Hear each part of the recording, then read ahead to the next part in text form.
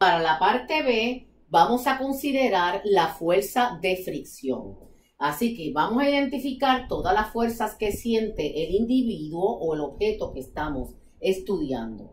Una de las fuerzas ya sabemos que es la normal, que es la fuerza que hace la superficie sobre el objeto, y recuerde siempre que es perpendicular a la superficie. La otra fuerza, como habíamos indicado, es la fuerza del peso, que apunta siempre hacia el sur o hacia el centro del planeta. Y finalmente tenemos que considerar la fuerza de fricción. Recuerden que la fricción siempre se opone al movimiento. Como el objeto está bajando, se mueve rampa abajo, entonces rampa arriba es que apunta la fuerza de fricción.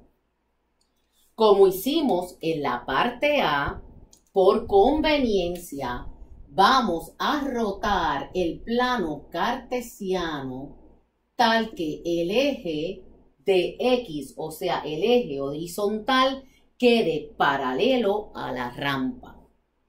Por lo tanto, el plano cartesiano va a estar rotado por 25 grados, que es la inclinación de la rampa. Una vez dibujamos el plano cartesiano, debemos dibujar dentro de él todas las fuerzas que siente el objeto.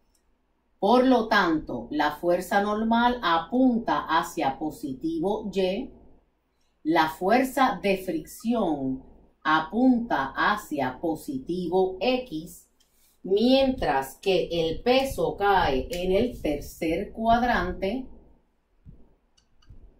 donde el ángulo entre el eje vertical y el peso es 25 grados, que es la inclinación de la rampa. Esto que hemos dibujado aquí es lo que conocemos como diagrama de cuerpo libre. También se conoce como diagrama de fuerza.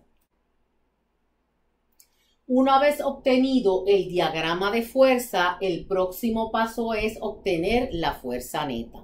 Para obtener la fuerza neta tenemos que descomponer todos los vectores de fuerza. Noten que la normal no tiene componente en X y la fuerza de fricción no tiene componente en Y. El único que tiene los dos componentes es el peso, tiene su componente en X y tiene su componente en Y.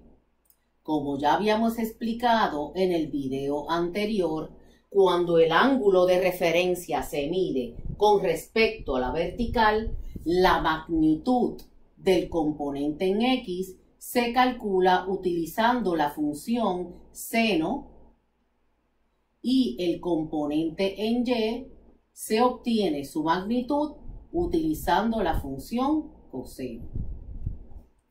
Una vez hemos descompuesto el vector W, entonces podemos obtener la suma de fuerzas en X y la suma de fuerzas en Y. Como podemos observar en el diagrama, una vez está descompuesto el vector W, tenemos 4 flechitas que representan las fuerzas que siente el objeto. Las fuerzas que están a lo largo del eje de X son la fuerza de fricción, que apunta hacia positivo X, y el componente en X, que apunta hacia negativo X. Estas flechas están opuestas. Y esto sería menos W seno de 25 grados. Por otro lado, observamos que a lo largo del eje de Y tenemos dos fuerzas, la normal y el componente en Y del peso. Por lo tanto, la suma de fuerzas en Y sería N menos W coseno de 25 grados. Una vez tenemos el componente de la fuerza neta en X, que eso es lo que significa sumatoria de fuerzas en X, y tenemos la resultante en Y, o la suma de los componentes en Y de la fuerza neta, podemos sustituir en la segunda ley de Newton, que es el próximo paso. La segunda ley de Newton establece que la fuerza neta es igual a la masa del objeto multiplicada por la aceleración. Recuerden que esta es una ecuación vectorial, por lo tanto se tiene que resolver descomponiendo en sus componentes en X y sus componentes en Y. Por lo tanto, la segunda ley de Newton se expresa como la sumatoria de fuerzas en X es igual a M a X y la sumatoria de fuerzas en Y es igual a M a Y. Ahora, lo que resta es sustituir lo que hemos encontrado en la sumatoria de X en esta parte de la ecuación, ¿eh? Y lo que hemos encontrado como sumatoria en Y, el resultado lo vamos a sustituir aquí en la segunda ley de Newton. Como pueden observar, hemos sustituido lo que encontramos en el diagrama de fuerza. La suma de fuerzas en X es esta parte, la suma de fuerzas en Y es esta parte. Ya la hemos sustituido en la segunda ley de Newton. Recuerden además que nosotros inclinamos el plano cartesiano por conveniencia, tal que el eje horizontal quedara paralelo a la rampa. Por lo tanto, el objeto se mueve horizontalmente y no tiene aceleración en Y. Por esa razón, colocamos aquí 0. Ahora estamos preparados para escribir las ecuaciones de dinámica para este objeto. La primera ecuación sería la fuerza de fricción menos W seno de 25 grados va a ser igual a M a X. Aquí tenemos que tener cuidado porque nos tenemos que preguntar en qué dirección se está moviendo el objeto. Como nosotros pusimos el eje horizontal paralelo al plano de la rampa, podemos observar que el objeto se mueve rampa abajo, por lo tanto se mueve en dirección de menos X. Hay que incluir aquí el negativo porque A es un vector y es importante la dirección.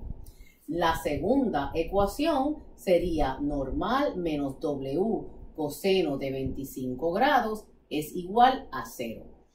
Estas son las dos ecuaciones que hemos obtenido luego de analizar el problema en la parte B, incluyendo la fricción. Ahora ya estamos preparados para calcular la aceleración. Como sabemos el valor de la fricción, nos lo da el problema. El problema dice que la fricción es 45 newton. Como conocemos la fricción, vamos a utilizar la ecuación número 1 para despejar por la aceleración del objeto. Para despejar por la aceleración, lo primero que voy a hacer es multiplicar toda la ecuación por menos 1 para dejar este término positivo. Por lo tanto, la ecuación me queda menos FR más W seno de 25 grados igual a M a X. Por lo tanto, si yo despejo por la aceleración, tengo W seno de 25 grados menos FR dividido entre M. Conocemos todos los valores y recuerden que el peso es masa por la aceleración de la gravedad multiplicado por seno de 25 grados menos FR dividido entre M. Como dije anteriormente, conocemos todos los valores y les invito a que calculen cuál es el valor final. Recuerden, M es 60.0 kilogramos, G es 9.8 metros entre segundo al cuadrado. Eso lo multiplicamos por el seno de 25 grados, restamos por 45.0 newton, que es el valor de la fricción, y todo eso lo dividimos entre 60.0 kilogramos y de esa forma obtenemos el valor de la aceleración.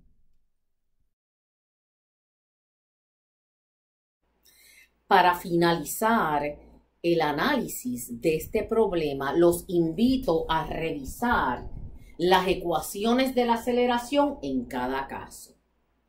Cojamos la parte A. La aceleración nos dio W seno de 25 grados entre M.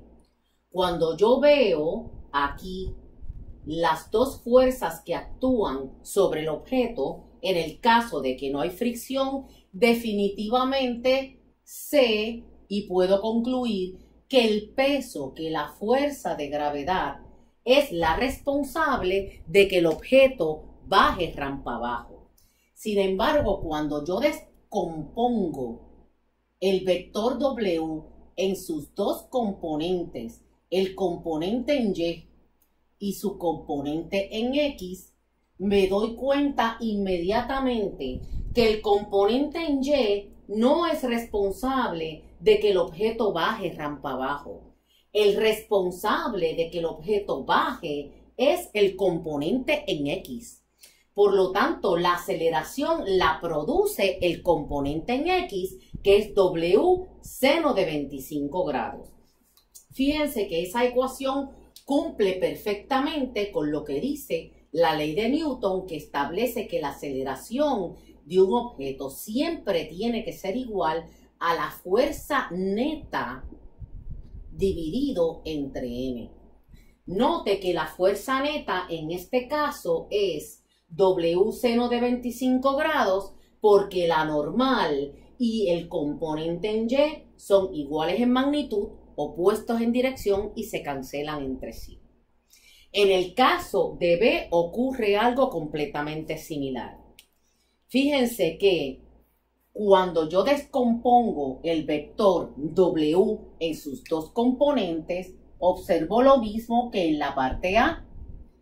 El componente en Y cancela el vector N. Son iguales en magnitud y opuestos en dirección.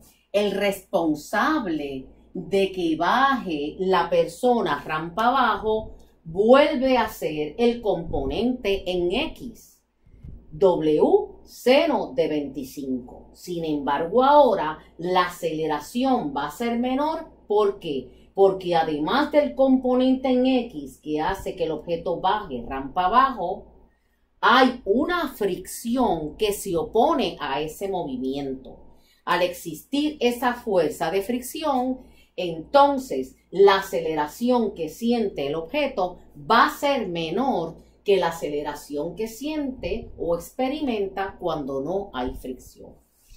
También en este caso, note que se cumple la segunda ley de Newton, que establece que la fuerza neta, siempre la aceleración, va a ser igual a la fuerza neta dividido entre la masa.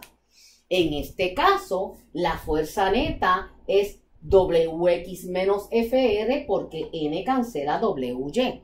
Por lo tanto, la fuerza neta está en la parte superior, que es Wx menos Fr. La fuerza neta dividida entre la masa siempre me va a dar la aceleración del objeto. Es muy importante que este tipo de análisis lo entienda bien y lo utilice para corroborar si su resultado final de la aceleración tiene sentido. Se supone que en la parte superior siempre aparezca una combinación de fuerza que represente la fuerza neta que causa el movimiento y siempre dividido entre la masa.